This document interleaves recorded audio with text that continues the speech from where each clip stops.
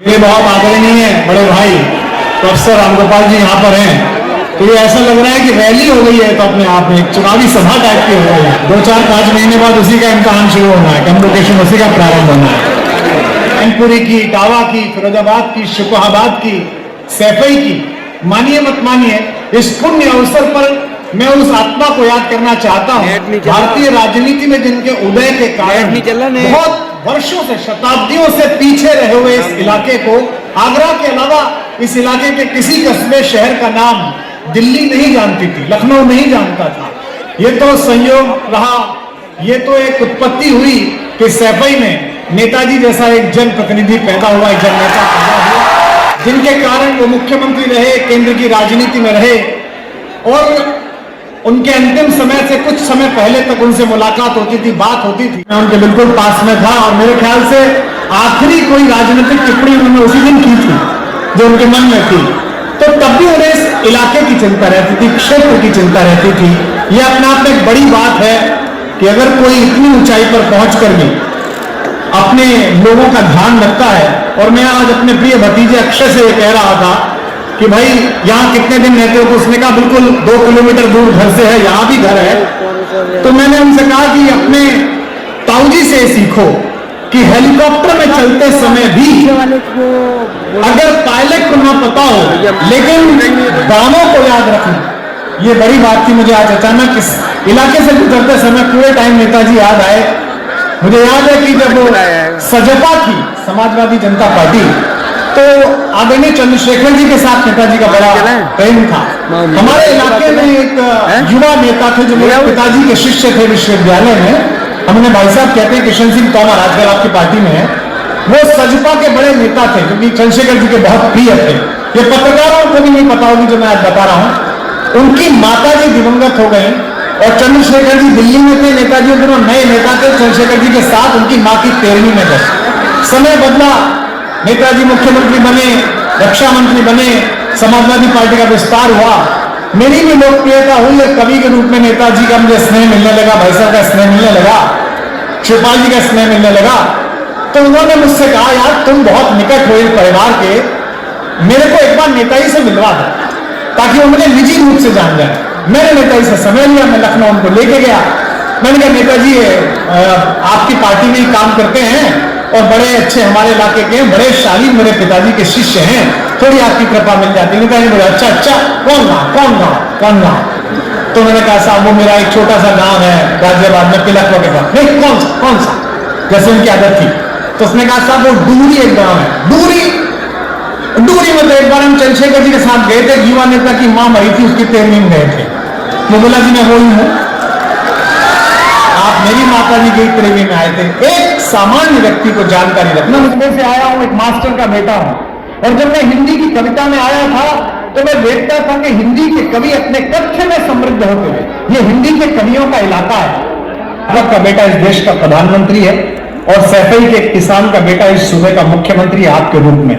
ये इसलिए क्योंकि आपके रहते हुए हर व्यक्ति को अपनी बात कहने का अधिकार मिले, ये मेरा हमारा लोकतांत्रिक कर्तव्य है।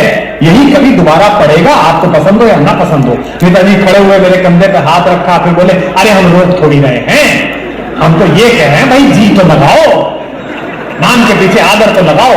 अब नेताजी का जलवा यह था कि लोगों को लगा कि इन दोनों कवियों ने नेताजी का विरोध कर दिया। और नेता से ज्यादा नेता के समर्थक गर्म होते हैं, चाहे ज्यादा कितनी गर्म होता ही, हमने भी करी है राजनीति, हमें पता ही है। तो लोगों को लगा अच्छा ये कौन आदमी है जो नेताजी को टोक दिया। लेकिन उतनी चिंता नेताजी को थी शब्द के प्रहरियों की कि उन्होंने उदय प्रताप जी से कहा गुरुजी इन दोनों कवियों को पुलिस वालों के साथ भेज के ट्रेन में चढ़वा देना, जब ट्रेन चली जाए तब आना लौट के। हम दोनों कवि गए, मैं घर पहुंचा। अगले दिन शाम को 5 बजे जब वो लखनऊ पहुंच गए, मुझको 5 कालिदास मार्ग से फोन आया और मुझे फोन करने वाले ने कहा कि माननीय मुख्यमंत्री जी बात करें। मैं तो आश्चर्य में था। उन्होंने मुझे फोन करा और कहा भाई पहुंच गए, बहुत अच्छा रहा, और उन कवि जी को भी कह देना। मेरे मन में कोई ऐसी बात नहीं थी, बस ये था कि प्रधानमंत्री को जी बोलना चाहिए और कभी लखनऊ आओ तो मैं घर लेके आना, खाना खिलाएंगे। ये बड़ा आदमी होने की पहचान है, बड़ा मनुष्य होने की पहचान।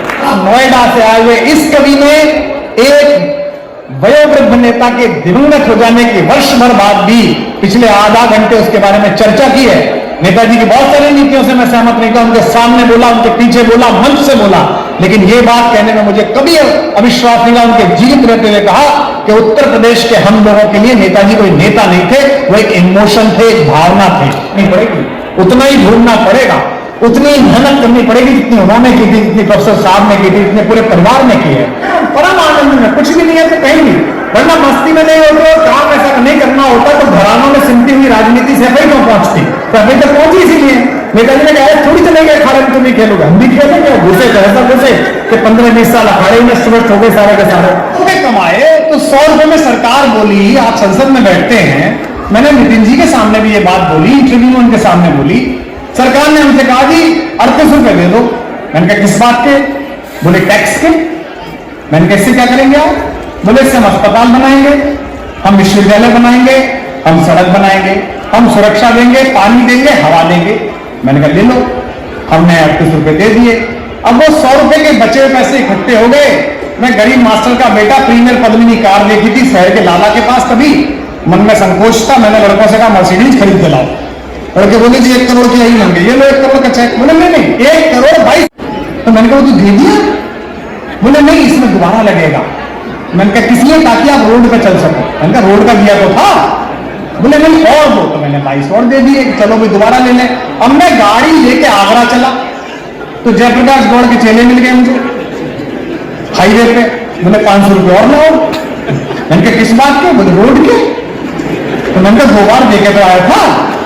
बोले नहीं ये अच्छी रोड है, इसका दोबारा दो। यार 3 बार पैसे ले लिए। अच्छा चलो 3 बार पैसे ले लिए।